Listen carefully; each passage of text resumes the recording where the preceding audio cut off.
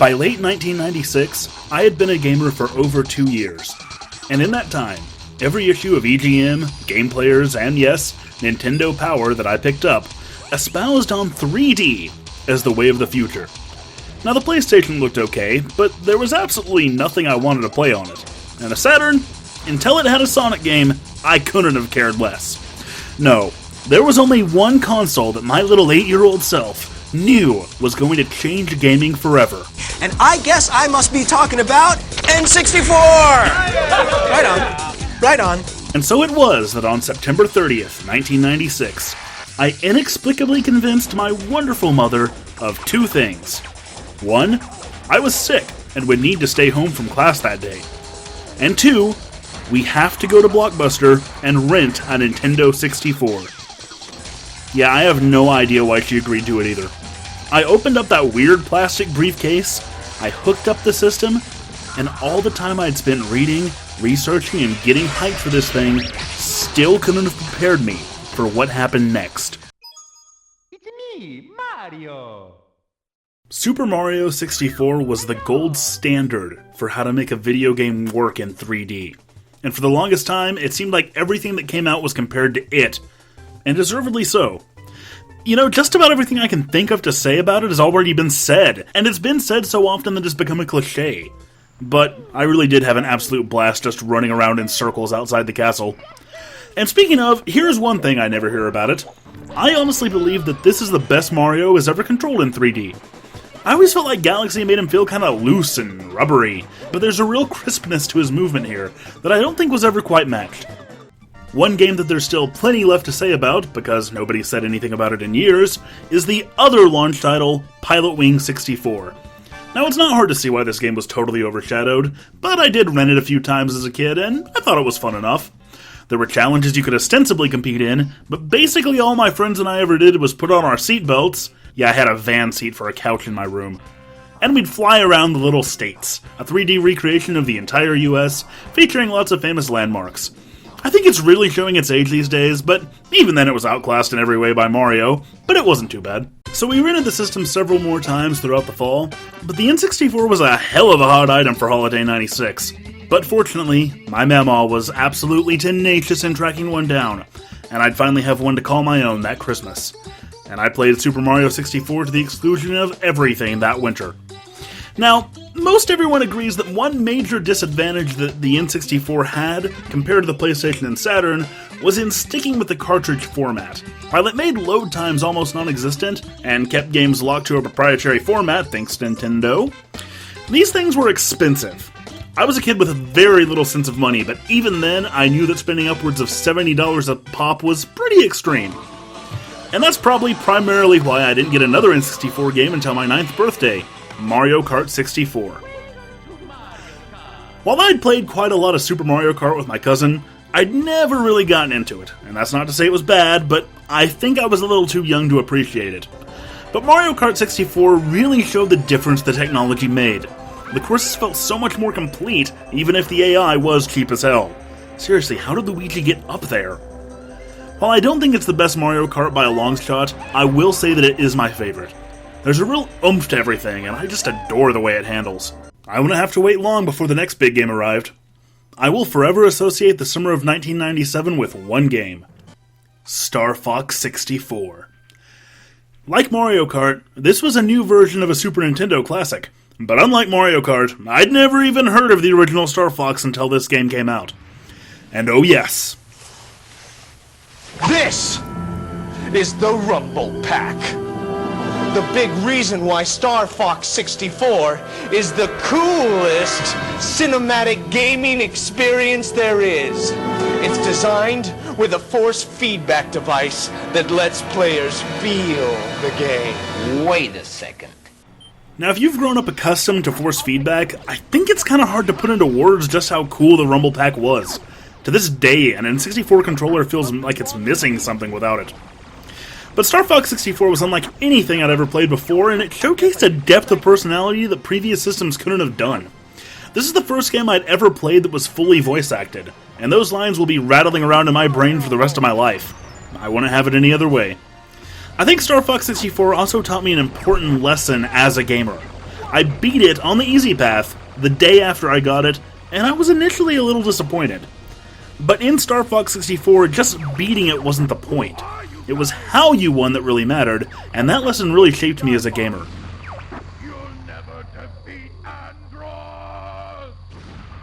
Speaking of growth, here's the first M-rated game I ever played, GoldenEye 007. Now, while some of my older friends were absolutely crazy about multiplayer, I actually never cared for it too much. Yeah, I'd mostly just borrow their copies and screw around in single player with cheats. I treated this game like a destruction sandbox and had hours of fun dual-wielding rocket launchers. Even today, GoldenEye is considered the gold standard when it comes to proving that licensed games can not only be awesome, but can even rise above their source material. While it's definitely showing its age, I actually think GoldenEye still holds up pretty well today. Though my god did the controls feel awkward after getting used to mouse and keyboard FPSs. It was during this era that Rare cemented itself as, I would argue, the most prolific and downright awesome developer of their time. Now, one way they did that seemed to be taking a concept Nintendo had innovated and doing it even better. We'd already seen it on the Super Nintendo with Donkey Kong Country, but Rare really stepped it up with their answer to Mario Kart. Christmas 1997 brought us Diddy Kong Racing. There's such a huge jumble of thoughts running through my head when it comes to DKR that I feel like it might be a good idea to just do a whole video on it. But, let's sum it up. What made Diddy Kong Racing so special? Having a whole adventure mode of the hub world and collectibles, a fun story with memorable characters, that totally cheesy promotional video. Plane versus plane? Hovercraft versus cart? Cart versus plane? Hovercraft versus heart? 3 vehicles! The items weren't as cool or as powerful as Mario's, but that meant that winning was based a whole lot more on skill. Plus, the AI, while definitely tough as nails, didn't cheat, except when it came to those boss characters. I actually think that's why Mario Kart tends to be held in higher regard these days. It's a much better party game, because even if you're not doing well, the items will help make up for it. If you're not good at Diddy Kong Racing, you're not having any fun, period. About the only thing I didn't like about it was the silver coin challenges. It was pretty frustrating to try to collect all the coins and come in first, and it always took a while. In fact, in recording this footage, I was a bit surprised to find that I never actually completed the game. It looks like I got stuck on the silver coin challenge for the final level, Spaceport Alpha. Now, with a lot of games from this era, I did eventually 100% them on the Virtual Console, but an inferior DS port and the questionable ownership rights to a lot of these characters meant that DKR never got a Virtual Console release. Well, I fixed that. I got a balloon for the first time in at least 12 years. Now, if only I could beat WizPig. As the calendar turned to 1998, the gaming world was racked with anticipation. We had waited, we had speculated, and most importantly, we had dreamed. One of the absolute best games of all time was about to arrive. Banjo-Kazooie! Yeah, what do you guys think I was talking about? Now, while ridiculous methods to unlock Luigi and Mario 64 were all over the place, and I may have even come up with one on an AOL message board, but the whole thing may well have reached its apex with BanjoKazooie. 7 eggs and an ice key sent millions of gamers on a quest to BEAK BOMB IT. It's a real testament to just how wonderful BanjoKazooie is that it didn't get overshadowed in history by its own mythos. This is one of those evergreen games for me. Titles that I'll still pick up and play through at least once a year or so. It's easily the greatest collectathon platformer there's ever been, and if I were ranking my favorite games on the system, it'd be real hard for me to put anything above it. But maybe Bear and Bird Adventures are too cartoony for you. For my dad's birthday that January, we got him NASCAR 99. While it was never one of my favorites at all, I did still end up playing it a ton, and there's something kind of oddly fun and memorable about it. And hey, when I inevitably got bored, I could always drive backwards. I guess NASCAR was just a little too fake for my tastes. So it was around this time that I got into another thing that would end up becoming a lifelong passion. Yes, wrestling. While there would end up being better wrestling games on the N64, none were closer to my heart than WCW NWO Revenge. I remember renting this game for the first time after school one day, and literally playing it until it was time to go to bed. The first time I'd ever done something like that. The roster was huge, WCW was at its peak, and this game was absolutely fantastic. To such a degree that all my friends played this one with me, whether they liked wrestling or not. That's how good it was. By this time, I had a Saturn and a PlayStation, and my beloved Dreamcast was beginning to shine on the horizon. So appropriately enough, Nintendo brought out a game that would ensure that we'd keep playing N64 for years to come.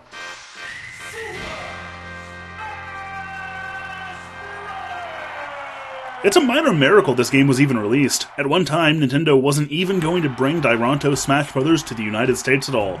The prospect of seeing these heroes beating the hell out of each other had Nintendo worried, but am I ever glad they did.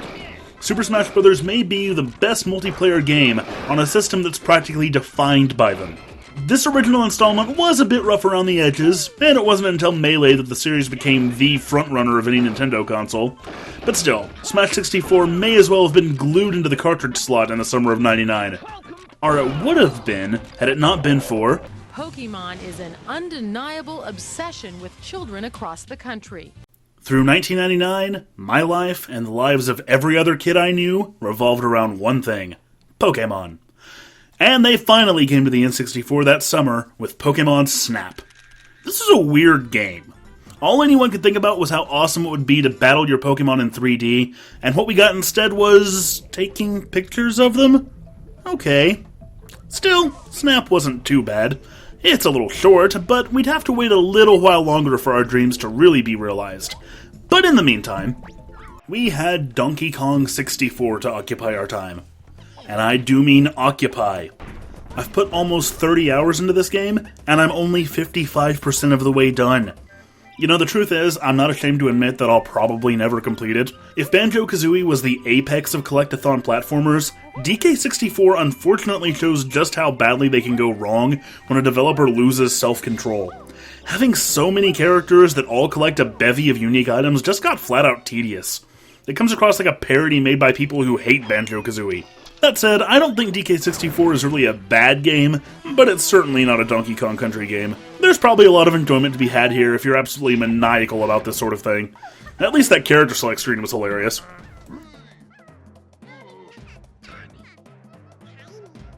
In March of 2000, Nintendo finally brought out what we'd been dreaming of for over a year: Pokémon Stadium.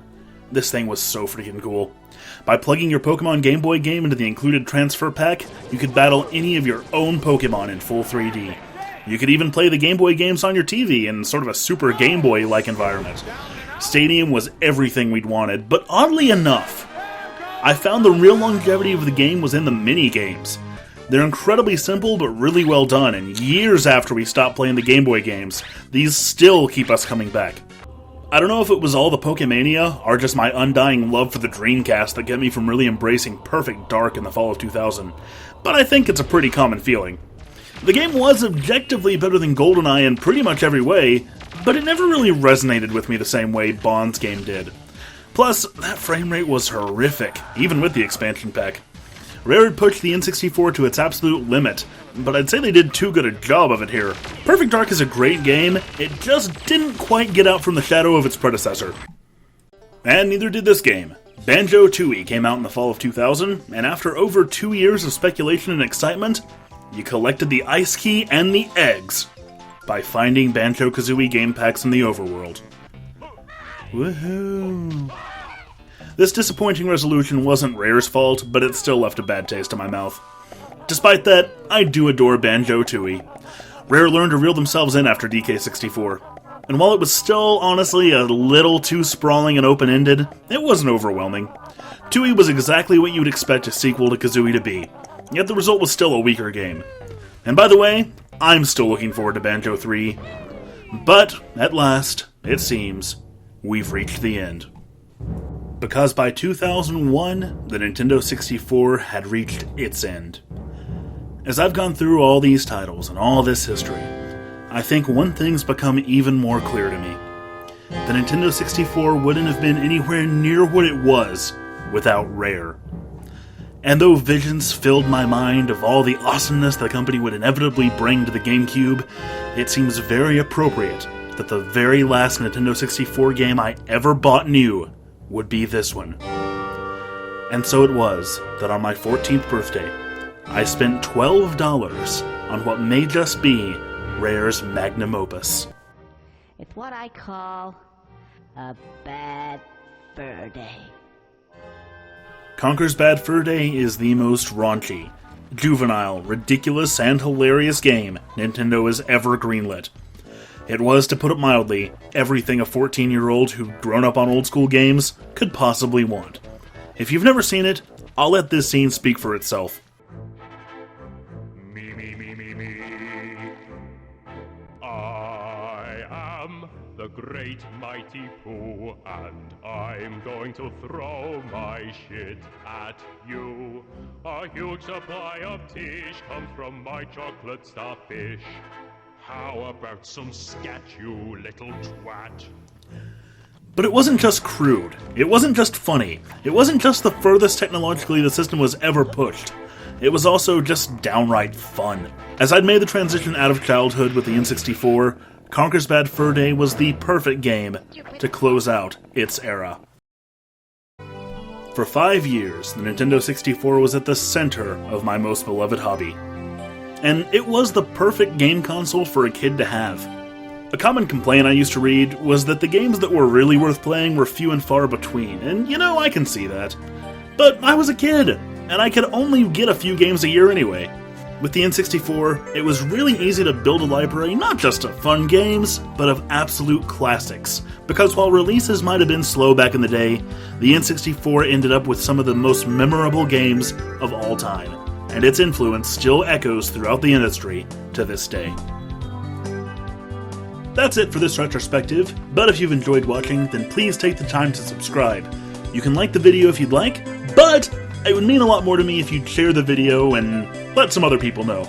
After all, just like with the N64, the Geek Critique's influence cannot echo through the internet without you. But either way, thank you for watching.